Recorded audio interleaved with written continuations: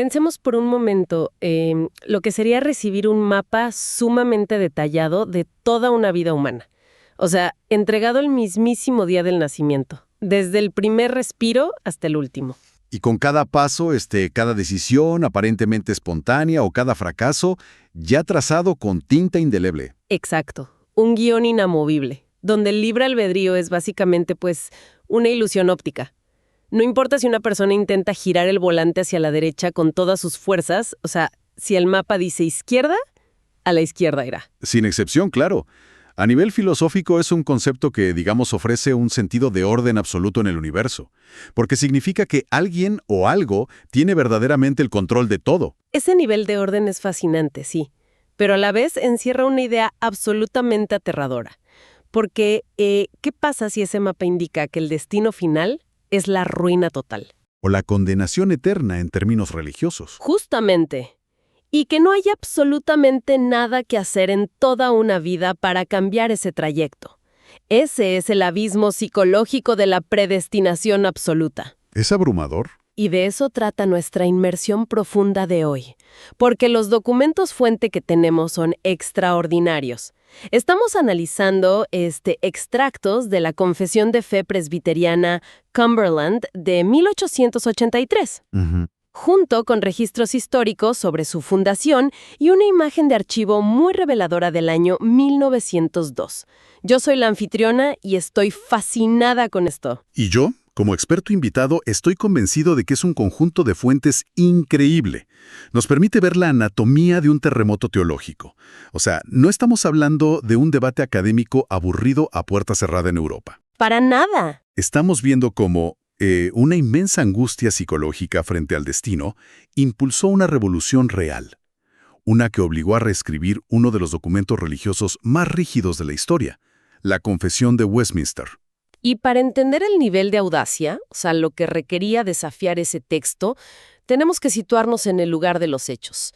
No estamos en grandes catedrales de piedra, no. Claro que no. Estamos en la cruda frontera del sur de los Estados Unidos a principios del siglo XIX, justo en el epicentro de un fenómeno que los historiadores llaman el Segundo Gran Despertar, o el Gran Avivamiento de 1800. Y ese contexto fronterizo, digamos, lo cambia absolutamente todo.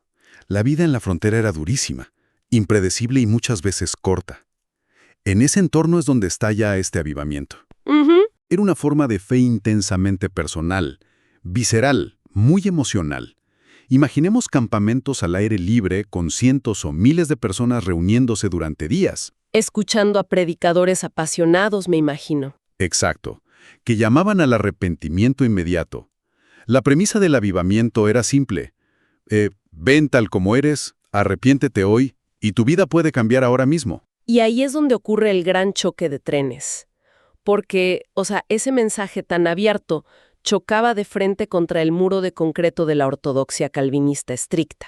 La que dominaba la iglesia presbiteriana en ese momento. Sí. Para visualizar esto con las fuentes que tenemos, pensemos en la teología de Westminster como un club VIP exclusivísimo. En este club, la lista de invitados está cerrada desde antes de que se construyera el edificio. Desde antes de que los invitados nacieran, de hecho. Exactamente.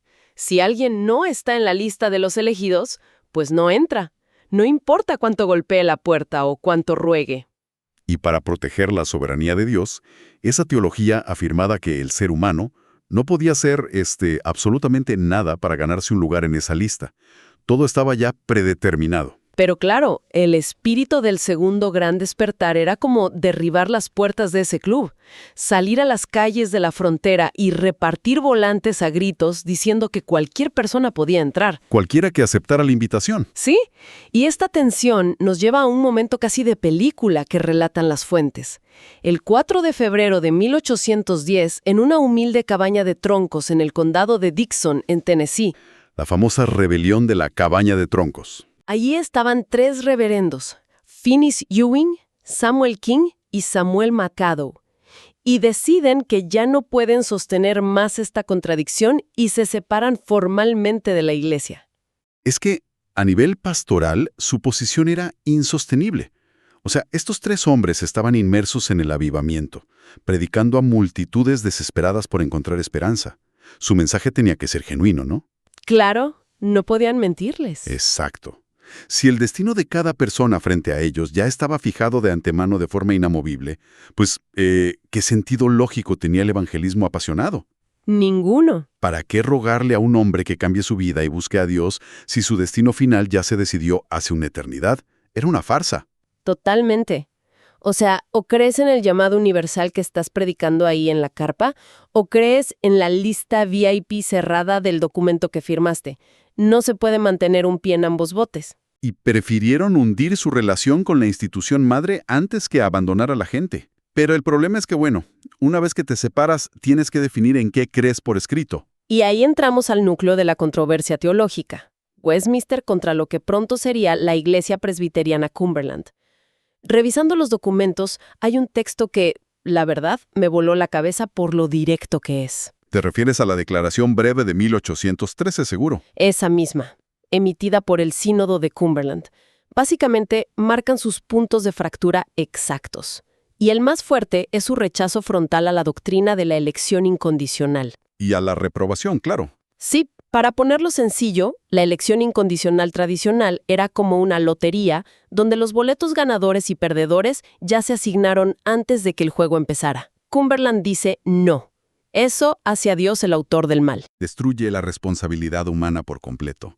Y ese rechazo lo articulan en 4 pilares, que desmantelan el sistema hipercalvinista. A ver, desglosémoslos para quienes nos escuchan. Claro. El primer pilar afirma categóricamente que nadie, absolutamente nadie, está reprobado eternamente al infierno por un decreto previo e inamovible. El destino no es un castigo ciego. Y el segundo punto, de 1813, es la expiación universal. Dicen que Cristo murió por toda la humanidad, no solo por una parte privilegiada. El antídoto está disponible para todos los enfermos, digamos. Así es. Y eso nos lleva al cuarto punto, que es el mecanismo. Afirman que el Espíritu Santo opera en el mundo de manera coextensiva con la expiación. O sea que el llamado divino resuena en todos. Exactamente. Dando la oportunidad real y tangible de responder. Me salté el tercer punto a propósito, fíjate, porque creo que merece un análisis aparte por el impacto emocional que tiene. Este pilar sostiene que todos los niños que mueren en la infancia son salvos. Uy, sí, ese punto es crucial. Tenemos que dimensionar lo que esto significaba en el siglo XIX. La tasa de mortalidad infantil era una pesadilla cotidiana.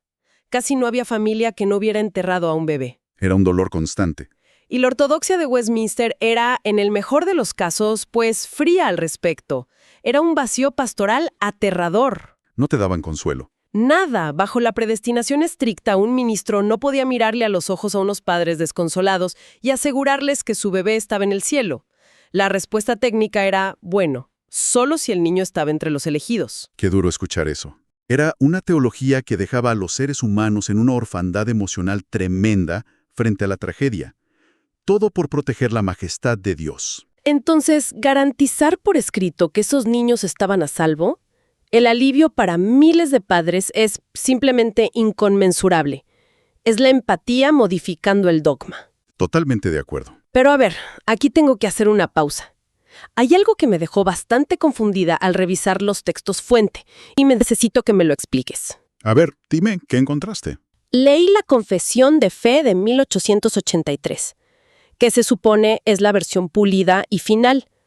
Y si uno va al capítulo 3, sobre los decretos de Dios, la redacción suena súper solemne y casi indistinguible de la vieja escuela de Westminster.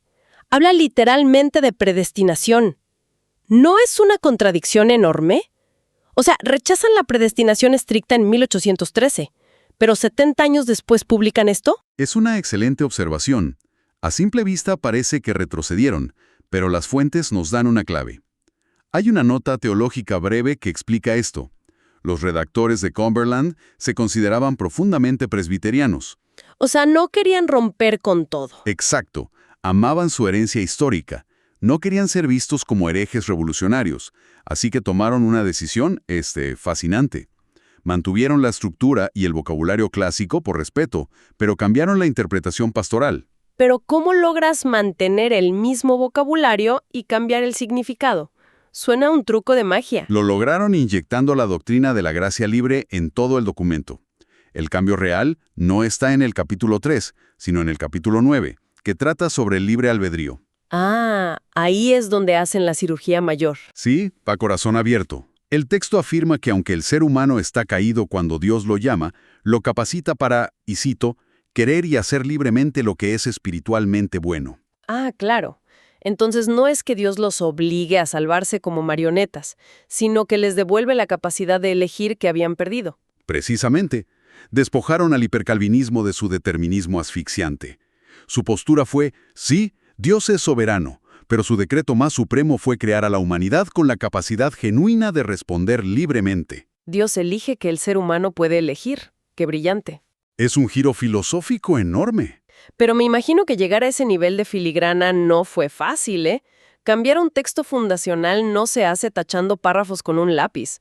El prefacio a la confesión cuenta que primero intentaron borrar partes de Westminster. Y no funcionó. No, se dieron cuenta de que era imposible. El documento dice que el hipercalvinismo llenaba todo el sistema de teología. Era como intentar sacar un hilo rojo que está tejido por todo un suéter. Si tiras de él, desbaratas la prenda completa. Westminster era un documento lógicamente hermético. Así que tuvieron que tejer un suéter completamente nuevo. Y las fuentes detallan cómo lo hicieron. En 1881, en Austin, Texas, iniciaron un proceso de revisión exhaustiva. Formaron comités en Lebanon, Tennessee, donde estaba la Universidad Cumberland. Sí, y tomaron una ruta súper moderna. Publicaban folletos semanales con los borradores y los enviaban a todas las iglesias para recibir críticas y sugerencias. Fue un esfuerzo de descentralización monumental. Imagina enviar debates teológicos complejos por correo a finales del siglo XIX y tratar de llegar a un consenso. Es como si hubieran creado un hilo gigantesco de Reddit, pero en 1881 y en papel. Jaja, sí, una prueba beta teológica. ¿Y les funcionó? Porque pasaron a revisar todo en Huntsville, Alabama en 1882. Y finalmente, en 1883, en Nashville, se votó y aprobó unánimemente. Esa votación unánime marca el momento en que un movimiento disidente se convierte en una institución consolidada. Y hablando de consolidación, tenemos una fuente visual increíble. Una imagen de archivo de 1902 de la Cumberland Presbyterian Publishing House en Nashville, Tennessee. Esa imagen lo dice todo. Muestra un edificio masivo de varios pisos, en la calle North Cherry, números 150, 152 y 154. Publicaban periódicos, literatura para escuelas dominicales. El contraste es brutal. De una cabaña en 1810 a un rascacielos industrial en 1902. Y ese edificio, fíjate, no es solo éxito financiero, es la manifestación física de su teología del libre albedrío. A ver, explícame esa conexión. Me encanta. ¿Cómo conectas una imprenta con el libre albedrío? Piensa en la lógica. Si la doctrina central de una iglesia dice que el destino está fijado, educar a las masas no tiene urgencia existencial. Pero si tu doctrina dice que la salvación depende de una elección libre... Tienes que informar esa elección. Exactamente. Tienes una responsabilidad gigantesca. Una voluntad ignorante no puede ser verdaderamente libre. Necesitas educar la mente. Entonces, imprimir libros es el acto de fomentar el libre albedrío a escala industrial. Y no se detuvieron ahí. Las fuentes indican que llegaron a fundar 22 colegios y universidades. Incluso, en 1925, se expandieron a Colombia, fundando el Colegio Americano en Cali. ¡Wow! Llevando esa ética de educación a Sudamérica. Todo este esfuerzo monumental nos lleva a la pregunta real. Para la persona común en la banca de la iglesia el domingo, ¿cómo le cambiaba la vida este nuevo texto? Principalmente, le devolvía la paz mental. Si analizamos el capítulo 18 sobre la seguridad de la gracia, vemos un consuelo psicológico tremendo. Antes, muchos vivían paralizados por el terror. Esa duda constante de no saber si estás en la lista. Exacto. ¿Cómo sé si soy de los elegidos? ¿Y si mis esfuerzos son inútiles? ¡Qué tortura vivir intentando descifrar un secreto cósmico así! Pero el capítulo 18 establece que los creyentes pueden obtener una seguridad infalible de fe. Si confías sinceramente, tienes la certeza absoluta de que estás a salvo. La carga desaparece. ¡Qué liberación! Y esto se filtra a otras áreas de la vida. como la libertad de conciencia, que abordan en la introducción y en el capítulo 20. La separación iglesia-estado. Sí, la introducción dice que Dios es el único Señor de la conciencia. Ninguna organización religiosa debe buscar ayuda del poder civil para imponer sus creencias. Súper moderno para la época. Y empodera al individuo. Los poderes de la iglesia son estrictamente ministeriales, no pueden imponer multas o cárcel. Y cambia la motivación de la persona. Hay una línea preciosa en el capítulo 20. Dice que la libertad consiste en obedecer no por un temor servil, sino por un amor filial. Servir por amor y no por terror. Ese es el gran logro de la Confesión de 1883. Armonizar la reverencia con la compasión humana. ¡Qué recorrido tan fascinante! Para sintetizar lo que hemos explorado hoy, vimos cómo un grupo de ministros en la frontera se negaron a predicar un destino inamovible. Tomaron la tradición de Westminster. La pasaron por el filtro emocional del segundo gran despertar. Exacto. Y crearon un sistema que rescataba la soberanía de Dios, pero le devolvía a la humanidad la capacidad de elegir y encontrar consuelo. Y esto nos demuestra que las estructuras de pensamiento, por más antiguas que sean, no son inmunes a las necesidades humanas básicas. Como la necesidad de esperanza y consuelo. Así es, las doctrinas se reescriben cuando el dolor humano exige que se reescriban. Esa es la lección perdurable de esta historia. Convirtieron un mapa aterrador en un lienzo abierto.